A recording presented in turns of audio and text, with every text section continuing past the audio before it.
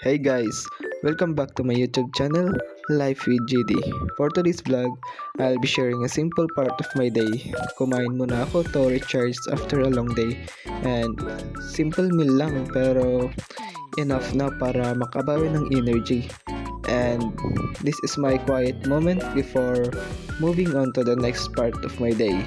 So come with me and let's continue this vlog. After eating, I brush my teeth to feel fresh again. And simple routine lang to but I always make sure not to skip it. Habang nagtututbrush, I slow down and take my time. It's a small habit but it helps me feel clean and ready for the next part of my day. This quick routine helps me stay confident and comfortable throughout the day. After brushing my teeth, nag-igib muna ako ng tubig para maligo. And this part of my everyday routine, lalo na kapag kailangan kong maghanda. Medyo matrabaho minsan, kaya it's something I'm already used to.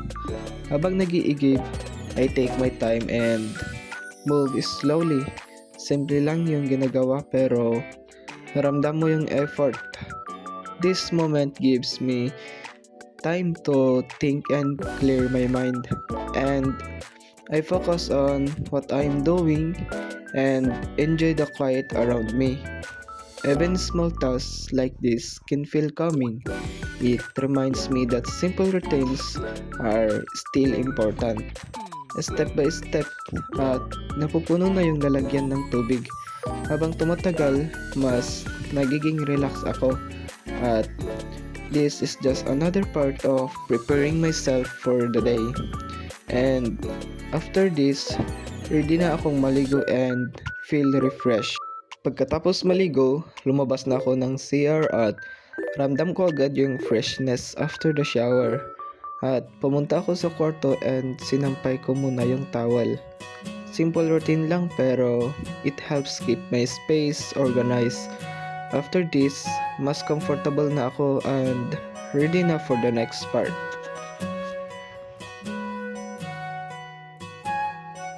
At nagpalit na ako ng damit para mas comfortable ako.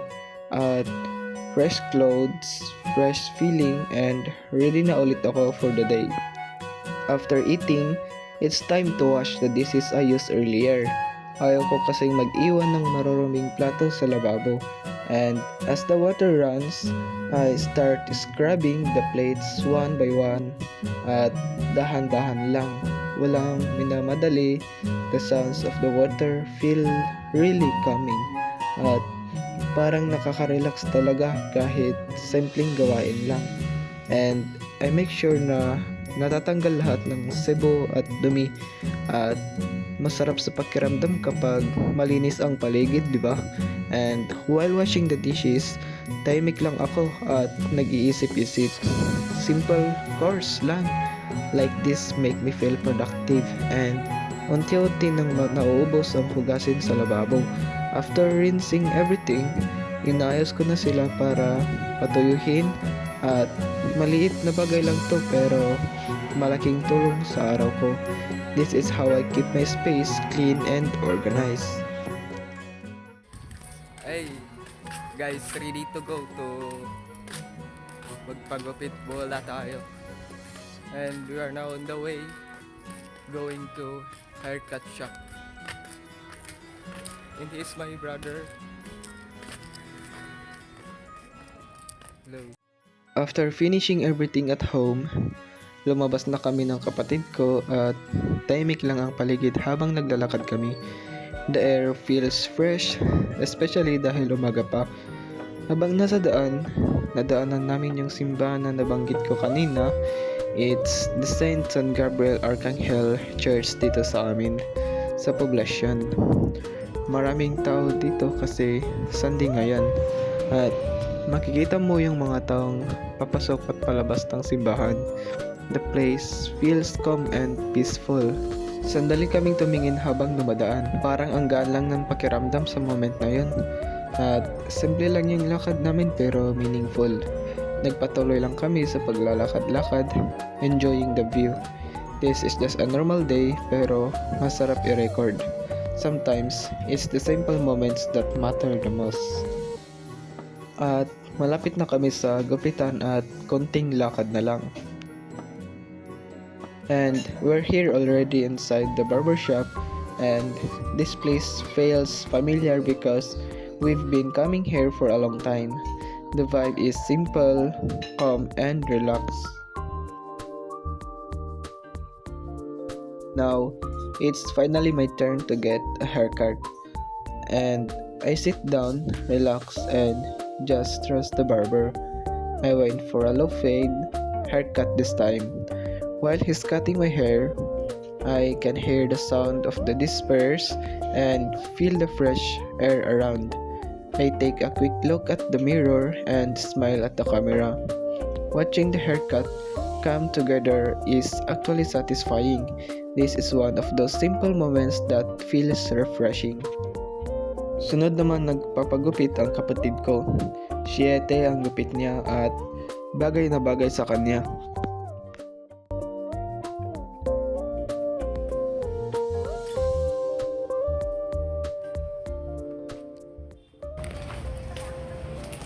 Guys, tapos na kami.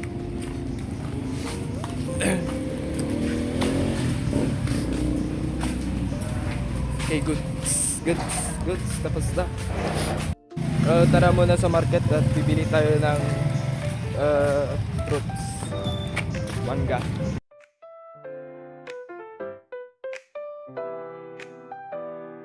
After the haircut, pumasok na kami sa market para bumili ng mangga at iba pang kailangan. Medyo matao ngayon kasi Sunday. Maraming mamimili at you can hear different voices. Tawaran dito, tawaran doon. At naglalakad-lakad muna kami habang tinitingnan yung mga paninda. We were really looking for mangoes kasi nag-crave kami bigla.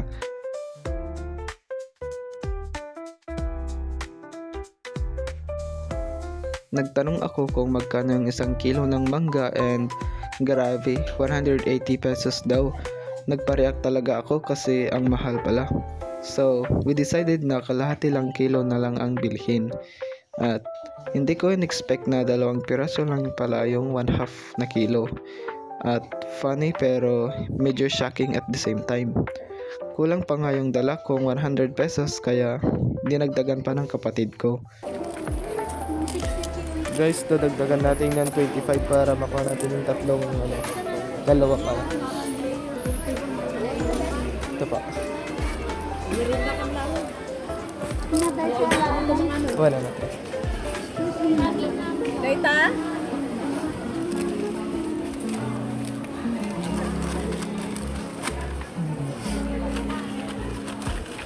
Ang ganda eh. So, gratitas. Nakuha na natin yung mangga. After that, bibili kami ng mantika first. At yan muna ang kapatid ko yung bibili at ako na muna yung maghahawak ng camera. At naisip namin na dito pala kami bibili ng mantika sa Marisa Store sa bandang gitna ng market.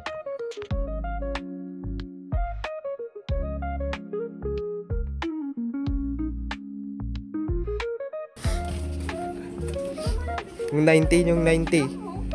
90. Ayan. Ayan, bibili siya ng mantika, guys.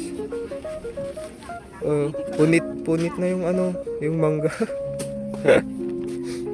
Yun na lang.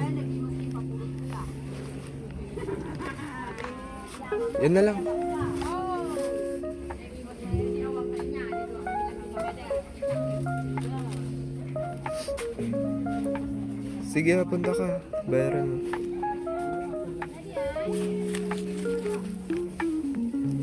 At yan nga na, pinatong na yung mantika sa table ng cashier para mabayaran na rin niya at para makauwi na rin kami. At bumili din siya ng eco bag para may lagay na rin yung mantika at para may lagyan din kami sa mangga. At dahil punit na nga yung pinaglagyan naming carton bag niya. Ito, ilagay mo to. Punit na siya, guys. At tara, let's go, uwi na. At tingnan nyo, 20 petot lang yung naiwan na pera natin. After the market, dumaan pa kami sa IDM store. Bumili muna kami ng orange fruit pang uwi. Simple lang pero healthy choice. Habang nandun kami, kinuha rin niya ng kapatid ko yung parcel niya. May konting pila pero mabilis lang din. Nagtingin-tingin muna kami saglit sa loob ng store and the place was quiet and organized. After getting everything we needed, ready na kaming umuwi. Small errands like this make day feel complete.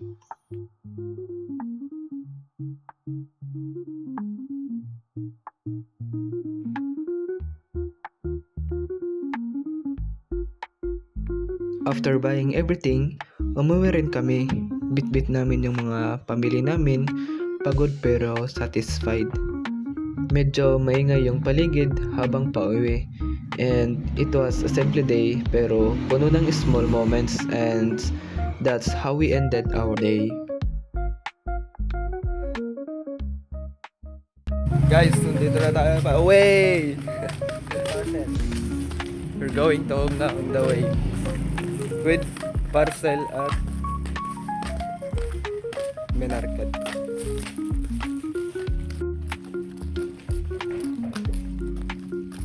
Ayun na yung boarding namin. Ito yung boarding namin. Yan.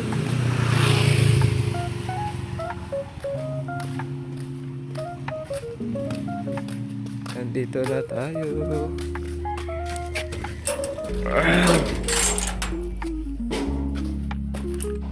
Sheesh, we're right. Ito mga binili natin.